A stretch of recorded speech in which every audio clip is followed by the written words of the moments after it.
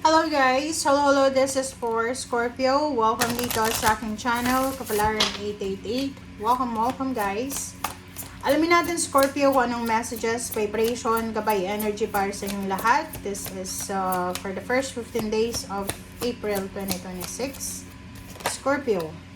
First card natin is Angel. You are a light worker. God needs you to shine your divine light and love like an angel upon the earth and all of its inhabitants. Okay, Scorpio. Ikaw daw ay isang light worker. Kailangan ka ng Panginoon para magbigay liwanag sa mga taong nangangailangan ng liwanag sa mundo. Okay, so for the first 15 days ng April, the universe or the earth sa mundo, ang dami-daming pwedeng mangyari na hindi natin expected. So, sinasabi ng bara sa'yo dito na if ever na you have something na pwede mong i-share, tulong sa mga tao sa paligid mo, gawin mo siya.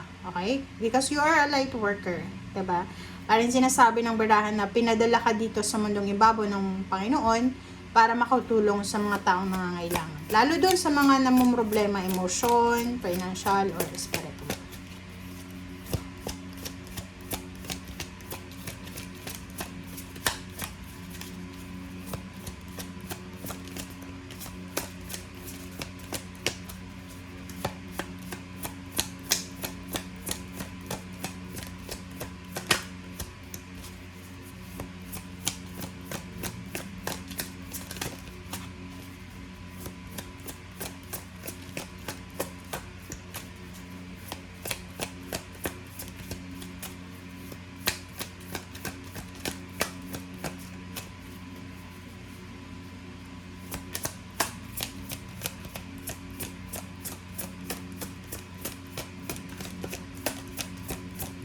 Okay, Scorpio. Walang lumalabas, Scorpio. Ayaw na ata ng angels kung magbigay ng message. O, meron pa. Okay, Serena. I am the angel of abundance. You will receive the money that you need and God is in charge of how that will happen. Have faith. Wow. Congratulations. Congratulations sa'yo, Scorpio, because sinasabi ng bara sa'yo. This one is from Serena, the archangel. She is the angel of abundance. So, sinasabi dito na makakatanggap ka daw ng pera. Yung perang kailangan mo, matatanggap mo. And ang Panginoon daw ang in charge sa kung paano ito mangyayari. So, magtiwala ka. Alright. Wow. Good job. Let's check. Scorpio.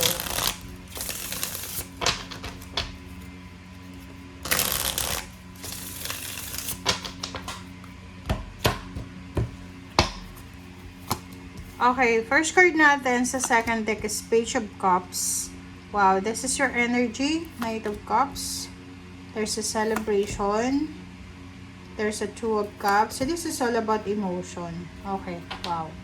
Okay, so kung makikita mo dito, sinasabi ng bara sa'yo na there's a financial and emotional na posibleng mangyari sa'yo. Kasi yung Cups is connected siya sa finances. Plus, sinasabi ng bara sa'yo na darating yung pera na kakailanganin mo. Pwedeng help. So, sinasabi ng barahan na if you need help financially, may mga tao na pwedeng magbigay sa'yo ng tulong, financial help. And dito naman, sinasabi ng bara sa'yo na there's an offer. Love offer, friendship offer. There's so much things, there's so much blessings, there's so much good news about emotion ang darating sa'yo. Sinasabi din ng bara sa'yo dito na there's a couple, okay? May mga couple dito na posibleng magse-celebrate ng mansary, ng anniversary, wedding anniversaries. There's a parang friendship and collaboration. May posibleng mag-welcome ng new members ng family. May kasal, may magpapatayo ng bahay, magpaparenovate ng bahay. Kumbaga, yung 2 linggo na to ng April, yung first 2 weeks ng April, ay nakafocus ka sa love life.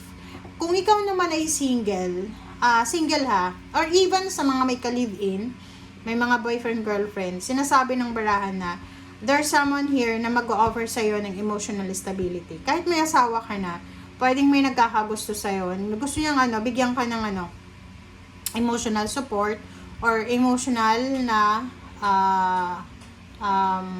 tawag dito? Yun, suporta and guidance. Nakikita ko sa'yo dito na you're celebrating. There's a celebration of success, celebration of love. Yung partnership and collaboration na meron ka ngayon ay sobrang solid. And kung makikita mo dito, nakikita ko na you're super strong and super confident ka sa relationship mo.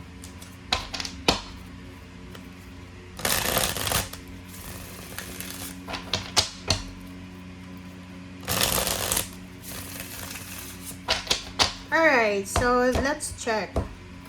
Okay, for the Page of Cups.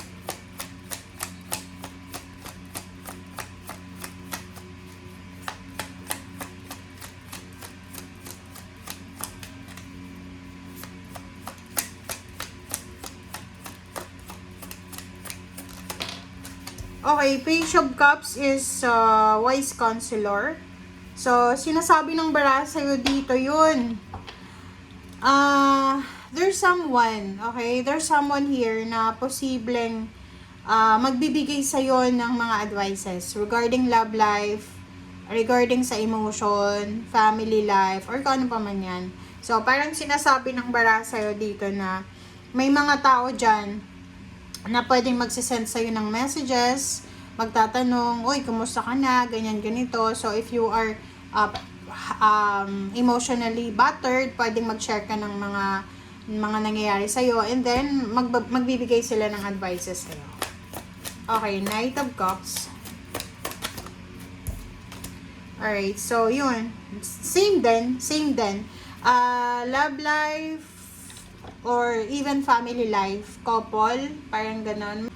Okay, so, parang sinasabi ng bara sa'yo dito na even sa mga taong kakilala mo, friends, or kung sino man siya, sinasabi ng bara sa'yo dito na there's so much things na malalaman mo, or protection, guidance, parang ganon. So, makakatanggap ka ng mga communication, balita, kwento, or anything.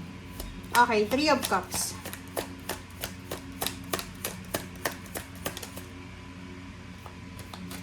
Three of Cups. Okay, reverse. Right, reverse. Confident, passion. So, nakikita ko sa'yo dito, may mga rason, there's so much reason na mag-celebrate ka, or there's a celebration talaga sa 2 linggong ito. Ang problema lang, you're not confident. Tingnan mo siya.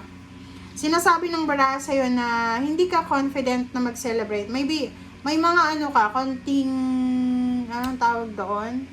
Meron kang mga iniisip na what will happen, ganyan, ganito. So, nakikita ko sa'yo dito, may rason para magsaya, may rason para mag-celebrate, pero hindi ka confident. And pakiramdam ko, wala ka din sa mood, parang ganon. Okay, Two of Cups.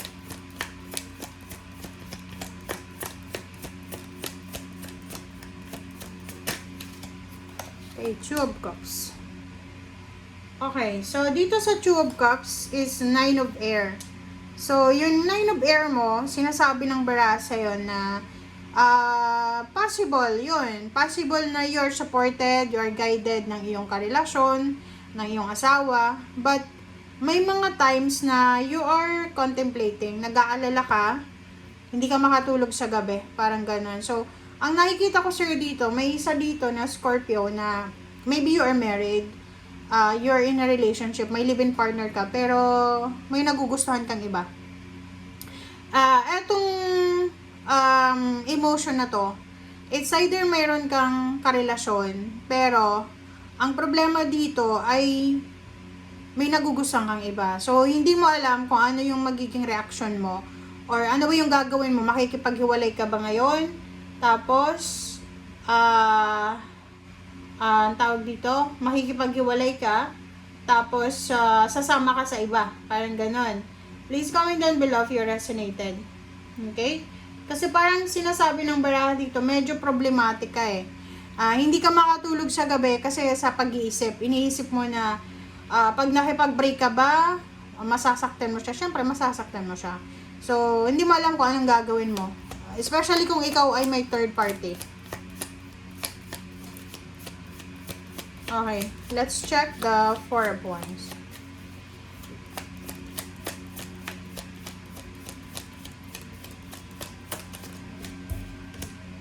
Oh, 'di ba? Sabi sa iyo eh.